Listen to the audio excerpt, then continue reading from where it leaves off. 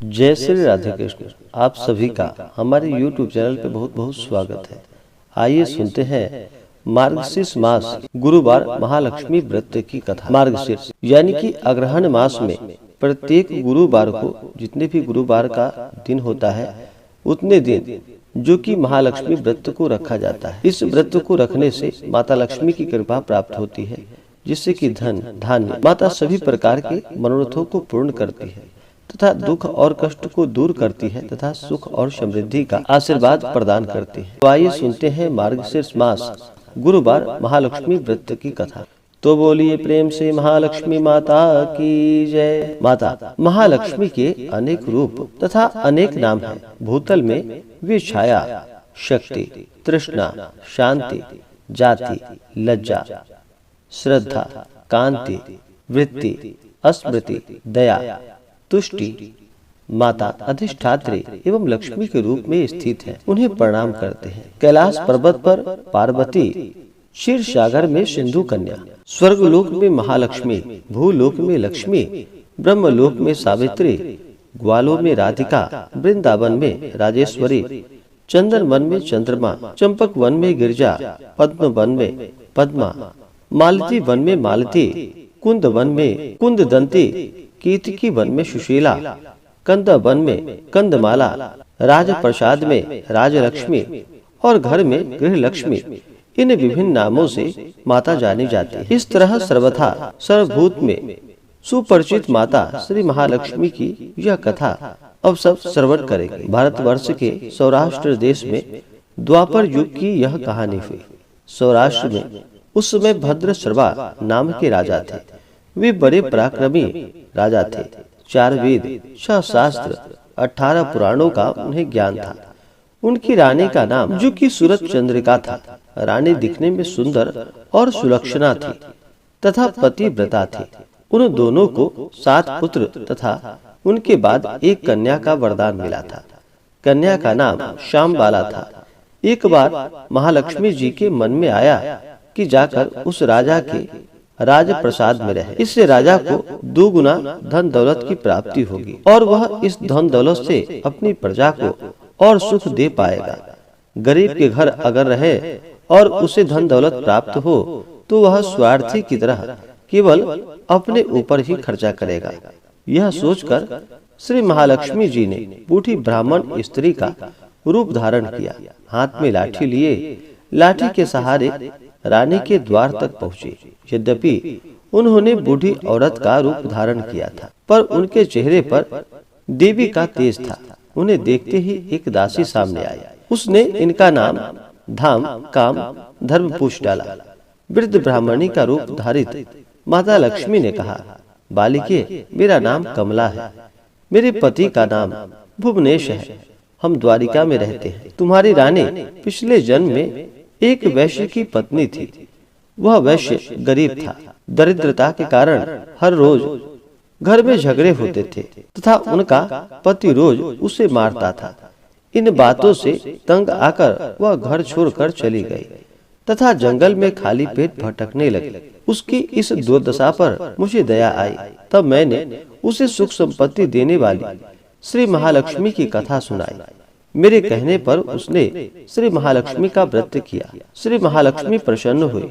उसकी गरीबी दूर हो गई। उसका घर संसार, दौलत, संतति संपत्ति से भर गया। बाद में पति पत्नी दोनों परलोक सिधारे। लक्ष्मी व्रत करने के कारण वे लक्ष्मी लोक में रहे। उन्होंने जितने साल महालक्ष्मी का व्रत किया उतने 1000 साल उन्हें सुख भोग मिला। इस जन्म में उनका जन्म जो कि राजघराने में हुआ है, परंतु वह श्री महालक्ष्मी का व्रत करना भूल गई है। उसे यह याद दिलाने में यहाँ आई हूँ। बुढ़िया की बात को सुनकर दासी ने उन्हें प्रणाम किया तथा श्री महालक्ष्मी का व्रत किस तरह किया जाए इस बारे में पूछा। बुढ़िया रूप धारण किए हुए श्री महालक्ष्मी माता ने दासी को पूजा की विधि तथा महिमा बतलाई। इसके बाद वह दासी माता को प्रणाम कर रानी को बताने अंदर चली गई। राज वैभव में रहते हुए रानी को अपने ऐश्वर्य का बहुत घमंड था। संपत्ति तथा अधिकार की वजह से वह उन्मत्त हो गई थी। दासी द्वारा बताई गई बुढ़िया की बातें सुनकर वह आग बबूला होकर राजद्वार पर आकर बुढ़िया रूपी श्री महालक्ष्मी पर बरस पड़ी। उसे यह मालूम नहीं था कि श्री महालक्ष्मी माता बुढ़िया का रूप धारण किए द्वार तक आई है। परंतु रानी का इस कदर रूखा बर्ताव तथा अपना अनादर देखकर माता ने वहां ठहरना ठीक न समझा। वे वहां से चल पड़ी। राह में उन्हें राजकुमारी सांबाला मिले। उन्होंने सांबाला को सारी बातें बताई।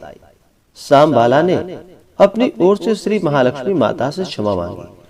माता को उस पर दया आई। उन्होंने सांबाला को श्री महालक्ष्मी व्रत के बारे में बतलाया। उस दिन अग्रहण मास यानी कि मार्गशीर्ष माह का पहला गुरुवार था। सांबाला ने परम श्रद्धा से ही श्री महालक्ष्मी का व्रत रखा।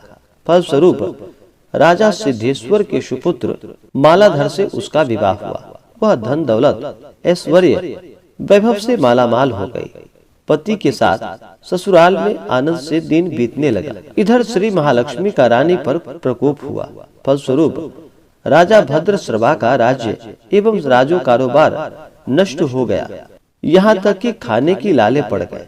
ऐसी हालत में एक दिन रानी ने राजा से निवेदन किया, हमारा दामाद इतना बड़ा राजा है, धनवान है, ऐश्वर्यशाली है, क्यों न उसके पास जाए, अपना हाल उसे बताए, वह जरूर हमारी मदद करेगा। इस बात पर राजा भद्रश्रवा दामाद के पास रवाना हुए।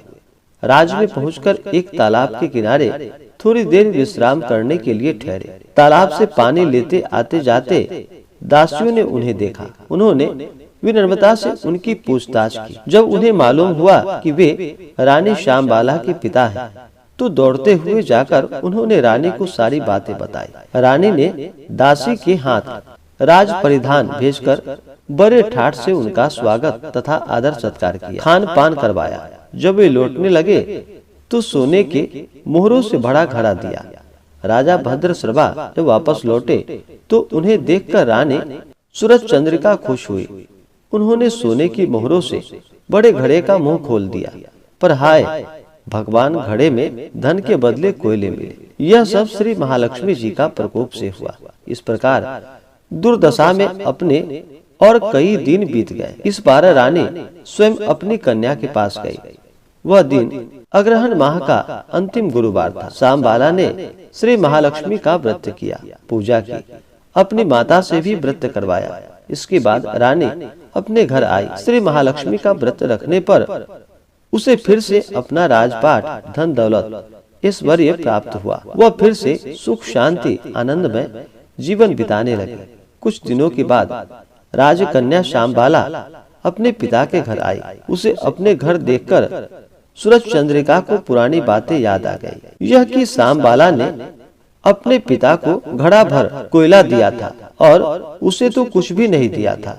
इसी कारण सांबाला को पिता के घर आने पर उसका कोई आदर आतिथ्य नहीं हुआ, बल्कि अनादर हुआ। पर उसने इस बात का बुरा नहीं माना। अपने घर लौटते समय उसने पिता के घर से थोड़ा नमक ले लिया। अपने घर लौटने पर उसके पति ने पूछा, अपने मायके से क्या लाई हो?